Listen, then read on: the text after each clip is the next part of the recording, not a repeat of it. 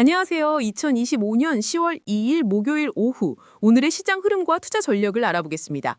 정말 놀라운 소식이 있어요. 오늘 우리 한국 증시가 외국인의 역대급 순매수에 힘입어 코스피가 무려 3,500포인트를 넘어서며 사상 최고치를 경신했습니다. 2달 만에 1,000포인트가 오르는 급격한 상승세였고요. 코스닥도 1% 상승하며 견조한 흐름을 보였습니다. 개인 투자자분들은 3조 원 넘는 차익 실현 매물을 쏟아냈지만 외국인이 이 모든 물량을 받아내며 시장을 강하게 끌어올렸습니다. 간밤 미국 증시도 셧다운 우려 속에서도 금리 인하 기대감에 힘입어 상승 마감했는데요. 특히 AI와 고대역폭 메모리, HBM을 중심으로 한 반도체 섹터의 강세가 눈에 띄었습니다. S&P 500 지수는 사상 처음으로 6,700포인트를 돌파하며 최고치를 경신했고요. 나스닥 역시 상승세를 보였습니다.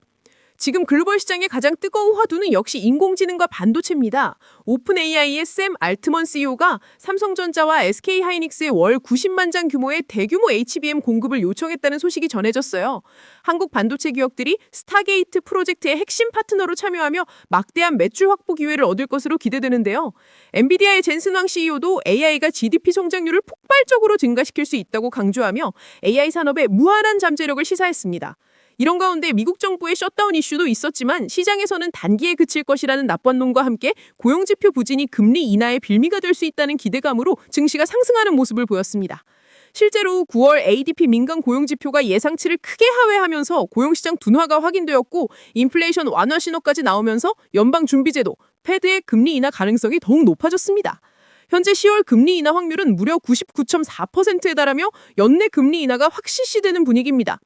간밤 미국 시장에서는 반도체 섹터가 초강세를 보였는데요. 마이크론 테크놀로지, 웨스턴 디지털, ASML 등 주요 반도체 기업들이 큰 폭으로 상승했습니다. 헬스케어 제약 섹터도 릴리와 화이자를 중심으로 강세를 나타냈어요.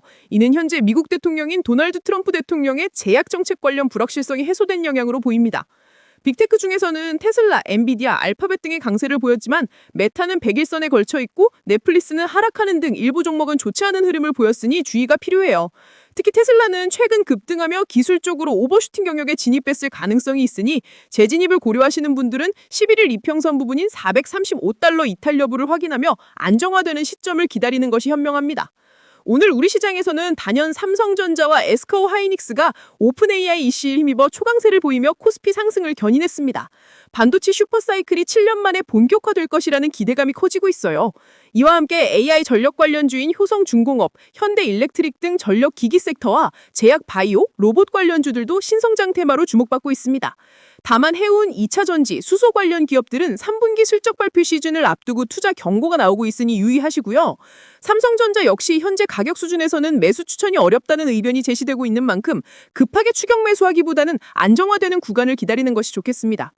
암호화폐 시장도 비트코인이 상승하고 이더리움이 강력한 모멘텀을 보이는 등 전반적인 자산 가격 상승 흐름 속에서 아웃퍼폼하는 장세가 예상되는데 하지만 시장이 비이성적으로 움직일 수 있다는 경고와 함께 펌핑에 유의하여 신중하게 접근해야 해요. 투자 전략으로 미국 증시에서는 AI 수요 증가와 HBM 쇼티지에 따른 반도체 관련주와 도널드 트럼프 대통령의 정책 변화로 인한 불확실성이 해소된 헬스케어 섹터와 AI 이후의 성장 동력으로 돈이 몰리고 있는 로보틱스 관련 ETF를 통한 간접 투자를 고려해 볼 수 있습니다.